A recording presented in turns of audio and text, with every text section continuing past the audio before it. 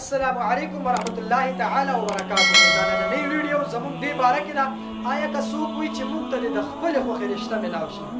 ډېر خلک دغه شان دي، ډېرې خویندې میندې زموږ په کورونو کې ناست دي، هغې دا عرض او د هغې دا تمنا وي چې ما ته د انجینر میلاو شوی، ما ته د سعودي عرب والا یو کرولپتی میلاو شوی، څوک وایي ما ته د عالم میلاو شوی، یو مفتي راته میلاو شوی، یو طالب العلم راته میلاو شوی.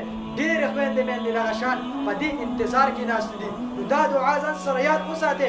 څوک چې د دې دعا دا د هر مانځه نه بعد وایي په 40 دن کې به دننه الله جل جلاله دته د خپلې خوښې رشته ورکړي. ډېره بهترینه دعا ده. او داسې قسمه خلک هم شته، هغه زموږ وروڼه بایګان، ینګ هلکان، یا داسې ځوانان، یا داسې عمرونو کې لږ سیوالي ودونه نه کوي یاره چې بس ما ته د پوره ډاکټره میلاو شوي نه زه واده نه کوم، زه ښځه نه کوم.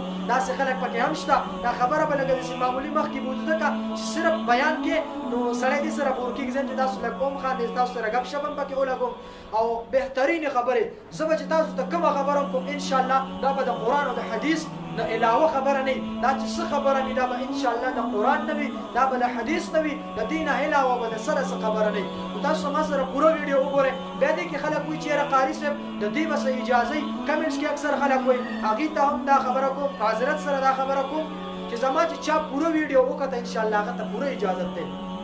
او هغه عمل ډیر آسان عمل دی. کله چې ته دا عمل وکړې په 40 دن کې به دننه تا ته د خپلې خوښې رشته میلاو شي. نو هغه عمل څه دی؟ هغه دا دی: ربنا هب لنا من ازواجنا وذرياتنا قرة اعين واجعلنا للمتقين اماما.